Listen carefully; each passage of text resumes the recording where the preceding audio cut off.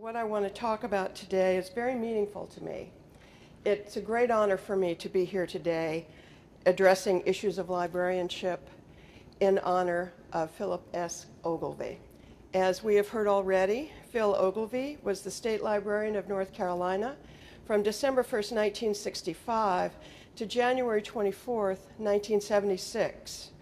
Although I did not know him personally at that time, those who spoke about him following his untimely death while still in office described him as a national leader, a man of great learning, high standards, and great compassion. His legacy is one that all of us who follow in his footsteps must aspire to achieve. In these, some of the most trying times that many of us have experienced during our careers, it can be hard to think about great aspirations when we're cutting our staffs, our hours, our services, and most significantly, our collections. What I would like to do today is to offer a glimmer of hope, or at least a point of view that I hope you will find encouraging. In his famous essay on compensation, Ralph Waldo Emerson describes balance or polarity as an essential law that is met in every part of nature, in darkness and light, in heat and cool, in the ebb and flow of waters, in male and female, and so on and so on. He goes on to say that the same dualism underlies the nature and condition of man. Every sweet hath its sour, every evil its good, and for everything you have missed, you have gained something else, and for everything you gain, you lose something. I would like to talk a little bit today about gaining and losing. What I want to do is start with talking about our state, the environment in which we're working. It's been wonderfully heartwarming for me to be able to come home to North Carolina after an absence of 20 years and get to know my home state once again. It's really fascinating to me what has happened in the last few years in North Carolina. North Carolina's demographics are stunning. Between 1970 and 2005, North Carolina's population increased 70%, which is 60% faster than the national population grew during that same period. We're now the 10th most populous state in the nation, having surpassed New Jersey in 2006, according to the U.S. Census Bureau. I like to say that's because everyone in New Jersey moved to North Carolina, and they're all in my neighborhood. North Carolina experienced the third highest population gain in the country 2 years ago, after Texas and California, and is now the fourth fastest growing state in the nation. And let's not forget all those retirees.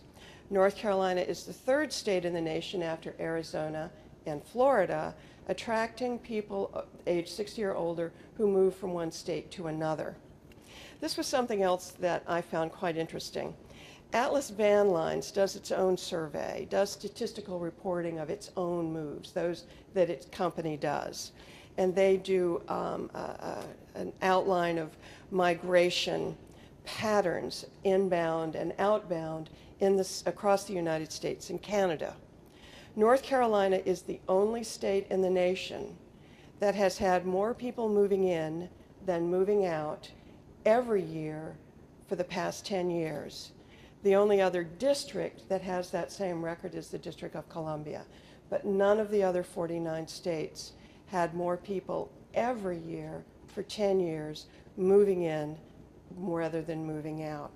So you won't be surprised to learn that North Carolina is projected by the Census Bureau to become the 7th most populous state in the nation by the year 2030, with a population of 12.2 million. That's 3 million more than the 9.2 million who live in North Carolina today. In addition to this inexorable growth that we have going on all around us, our state is undergoing a redefining economic transformation. I like the way Jonathan Cox, who's a business writer at Raleigh's News and Observer, expresses it. North Carolina is not what it used to be. You can see it in Durham, where technology workers pace the floors of an old tobacco warehouse. You can feel it in Kannapolis, where optimism fights gloom as laboratories replace factories.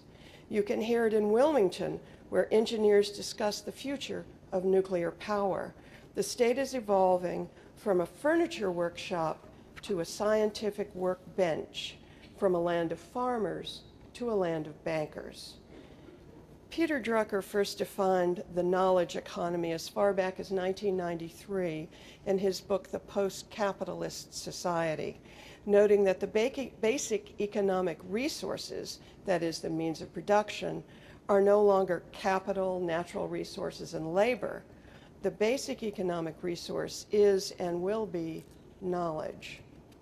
Rather than a knowledge economy, though, Richard Florida called it a creative economy in his bestseller, The Rise of the Creative Class.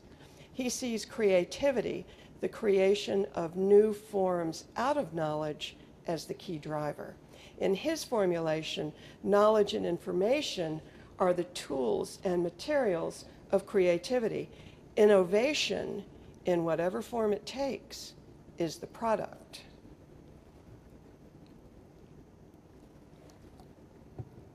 There's another very interesting book that's been written in this last year, North Carolina in the Connected Age, by North Carolina State University economist Michael Walden.